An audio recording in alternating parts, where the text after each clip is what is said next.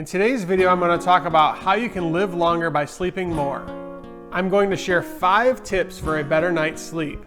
Way back at the beginning of the series when I talked about the 7 slightly unusual but evidence-based habits that can help you live longer, one of the first things I talked about was sleep, about consistent sleeping and wake-up times. We're going to dive into a whole bunch more information about sleep in today's video.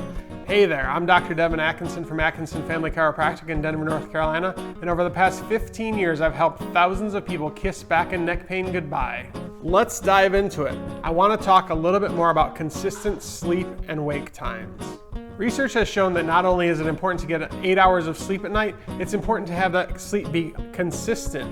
When there's inconsistency, like we go to bed at 10 o'clock on weeknights or when we have school, when we're going to work the next day, and then on the weekends we throw that out the window and go to sleep at midnight, wake up at 8 or 10 in the morning, that really throws your body's clock off. It gives you a mild state of jet lag. Any of you who consistently travel from east to west will know what this jet lag feels like. Now, I understand that a lot of you are going to go to bed at different times at night. The really important thing about this is to wake up consistently at the same time every morning. Now, if you're tired throughout the day because you're going to bed too late at night and you're waking up at a consistent time in the morning, a really great thing to do is take a nap in the afternoon. That's a really good life hack. But again, getting that consistent going to bed and then waking up at the same time is really important for helping the body's chemicals help your circadian rhythm. Your circadian rhythms and your body's chemicals have really important effects on your brain health and even your immune system health. Tip number 2 is have a very dark room at night. Our circadian rhythms are predicated on the light you have during the day versus the absence of light during the night. In our modern lives, there's absolutely too much artificial light that we're dealing with. And if there's artificial light in your bedroom from alarm clocks, LEDs, your phone, different power outlets have lights on all night long, that's not going to let your body get the absolute best, deepest sleep that it needs to get overnight. It will actually stimulate chemicals that can keep you awake. So make sure you get your room as dark as possible so you can go to sleep at night. And one of the other things you can do if you have gotten rid of all the lights and it's still not dark enough is you can go to sleep with a sleep mask on. A lot of people do this. It may look a little bit dorky, but that's okay. It's just you in a pitch black room, so who cares how you look? Which brings me to tip number 3.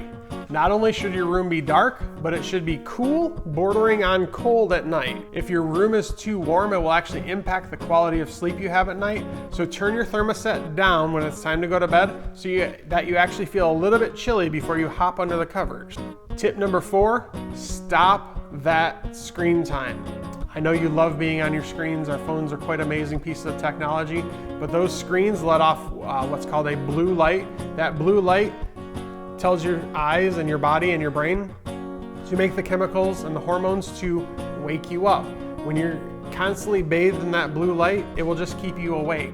So it's recommended that an hour before you go to bed, you put your screens away. Stop looking at all screens. If you're going to do anything, read a book before you go to bed. You can read a real, live, made from wood pulp book, or you can read a Kindle.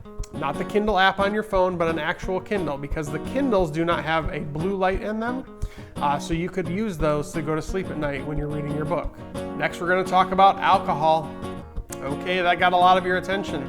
Tip number 5, decrease or absolutely eliminate your use of alcohol. Alcohol has a huge impact on your sleep in a negative way. A good night's sleep can come down to whether you drink 1 glass of wine at night or don't drink that glass of wine at night. And all that research that says that alcohol is really great for your body, that's all marketing bunk from the alcohol industry themselves. There's no actual research that shows that it's actually good for you. If you do want to have a glass of wine, maybe save it for the weekend. Now, don't tell anybody, but I'm going to give you a special bonus. The 6th one. Number 6.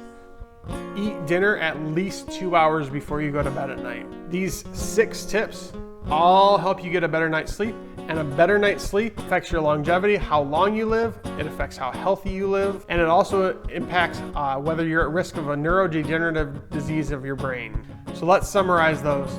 A consistent sleep and awake times, a dark room, a cool room, stop using your device 1 hour before you go to bed, stop drinking alcohol, and bonus number 6, eat dinner at least 2 hours before you go to bed at night.